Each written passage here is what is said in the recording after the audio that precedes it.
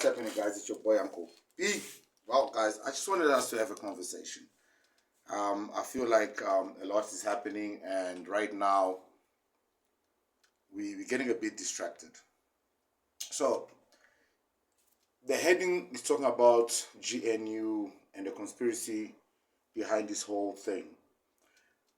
I said that I got myself thinking right now, South Africa is having this war with Nigerians. South Africa feels extremely disrespected, and everybody right now has an opinion on what's going on and who's right, who's wrong, and who should go where and who shouldn't go where. And for me personally, I think my opinion and my reasoning, my page has shown it. How Nigerians have missed the plot of that. Guys, people are just tired. Like, people are tired of suffering. They're tired of food being expensive. They're tired of crime. They're tired of drugs.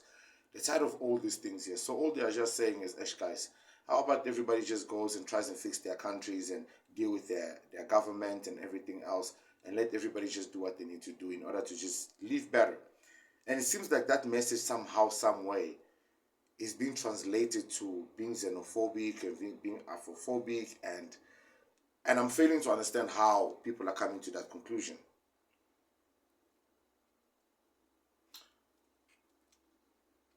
The fact that they keep saying that, the white man owns the land here, but if the white man owns the land, why is everyone then coming here? Like, I don't get it. It's not even about talking about Orania anymore. It's not even about talking about poverty anymore, talking about South African poverty and all this. It's not even about that anymore.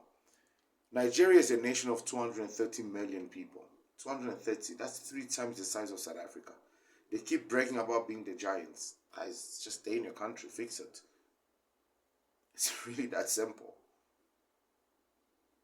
Disrespecting people in their own home and thinking that they will respect you and appreciate you is just, I don't know how that works. So I came up with this idea. I don't know if it's a genius idea. You guys tell me this. What if we're not enough? South Africa is only, 40 million people in total that will probably be able to do this. Imagine we just unfollowed them.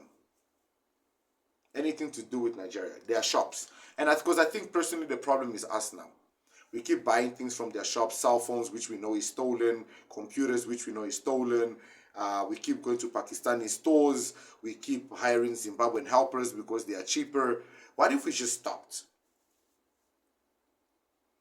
You go to a restaurant, and if it happens to be in Zimbabwe, you call the manager, you ask the manager to show you the Zimbabwean's permit. If they refuse to show you the permit, then you say, okay, you'll be calling the police right now, and you call immigration. Simple. What if we just started doing that?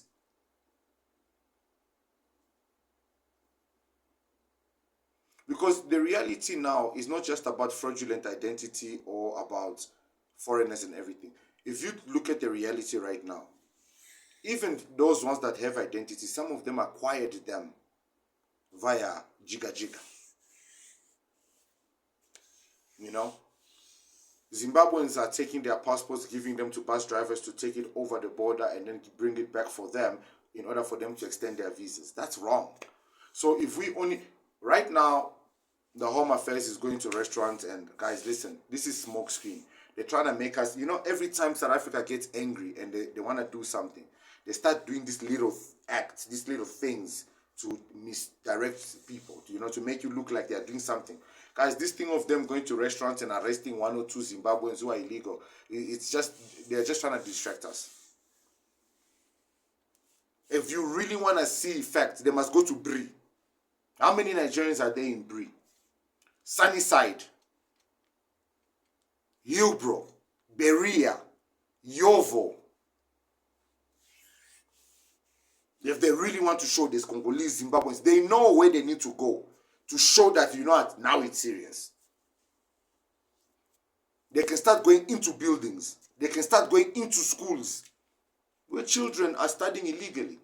If they want to show that really enough is enough. This thing of going to restaurants, we've done.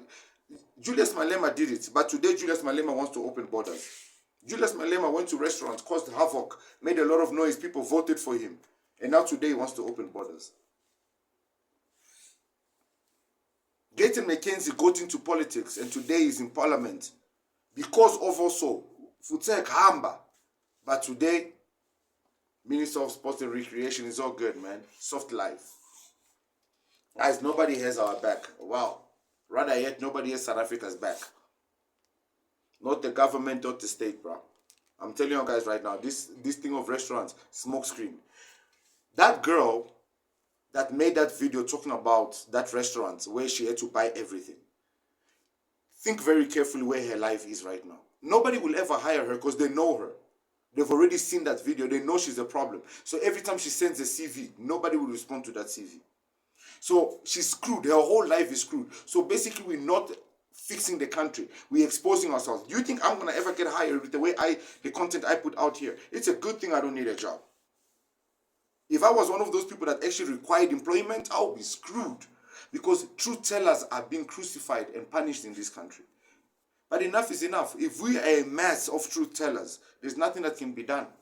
Guys, we all know somebody that is illegal in this country. We all have been to restaurants. We all have gone to the shops. We all know we have friends.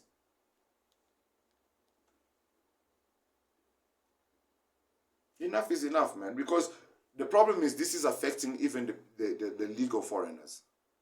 Ask any foreigner who's legal. Even I've got Nigerian friends that I talk to. The ones that are legal, that they got their permits, they are good, they're running good businesses, who are even working. Even Congolese, they are good. We talk, they're like, bro, you got a point. But you know, it's South Africa. It's not about, it's about just follow the rules. Simple. You know, I'm looking at the GNU right now, guys, and everybody's excited what the GNU is doing. And I'm very worried about the GNU. And my thing about the GNU is the GNU really helping? Think about it really carefully. One of the biggest scams in the world is internet scams, fraud, internet fraud, online fraud. If you look in the last couple of years, they've been promoting a lot of cybersecurity, a lot of it. In South Africa, just a few years ago, the health department got hacked. Until today, they never recovered those files. So imagine now when the whole process of requiring identity goes online, what would happen? How easy will it now be to fraudulently obtain identity? And secondly, who really benefits from foreigners becoming permanent residents of South Africa and having the capability of voting? It's not the ANC, I can tell you that much. The only people that benefit from foreigners being able to vote in South Africa is the DA and the EFF. The EFF is losing power. Julius Malema, I don't think is going to make it in the next election. If he does, then, yeah, man, I don't know. I doubt he will. Unless he steps down, the EFF doesn't survive. But right now, the DA has control over the Home Affairs and they want to digitize everything. Guys, you see, the DA may look like they are doing great, but the consequences of their greatness may be more severe than we think. The DA has no intentions to share this land. They have no intentions to partake in the culture of South Africa. They want to make this land private. They want to privatize this land. You see the way the Nigerians are talking about Orania? That's literally what the DA wants to do here. The problem is that the South African children and the South Africans, they don't have the finance. Although they have the system in place, they don't have the finance to be able to acquire these lands as fast as they need. There's a lot of South Africans that own land, yes, but they don't have the funding to develop in these lands. So what happens is, in the end of the day, they end up selling these lands to the highest bidder, and it always ends up being a foreigner. A lot of people are relocating to South Africa. A lot of, especially white folks, Asians, they're all relocating to South Africa. These people are showing up here with money. They're going to start buying land and owning this land. Before you know it, there will be communities where it's an Indian community and they open their own school, they have their own malls and all that. The same thing that's happening in Nigeria. And this is my biggest fear when it comes to the DA. My biggest fear when it comes to the DA is that factor that They might sell this country. And then South Africa is definitely going to become the laughing stock of Africa. Well, technically, even if it becomes the laughing stock of Africa, it's still going to be a better country than most African countries. It's just that the landowners will not own land. That's the only fear that I have. Now the question now becomes, who do we then trust and who do we vote for? That's a topic for another day. Guys, I'd love to hear what your guys' opinion is on this. I honestly think the direction which South Africa is going right now is not good. It's not good at all. It's not good. Illegal foreigners, Zimbabweans, Mozambicans, Nigerians, whether it's Angolians, Congolese, any nation, it needs to be dealt with decisively. Now, before the elections, it needs to be dealt with now. So that the country can sit and now focus on what's important. Okay, what are we doing in regards to the election? Who are we putting in power? Because I promise you, the way things are going, MK will be the only option because nobody wants the ANC. Definitely nobody wants the DA. The EFF is fucked up. Mackenzie is definitely not getting presidency. You know, with the way he's talking now. So MK would end up being the only option. Imagine MK coming from nowhere and becoming the number one party in the country purely because South Africa has no other choice but to go vote that way. Let me know what you guys think below, guys. And yeah, man, I'll see you guys in the next one. Peace.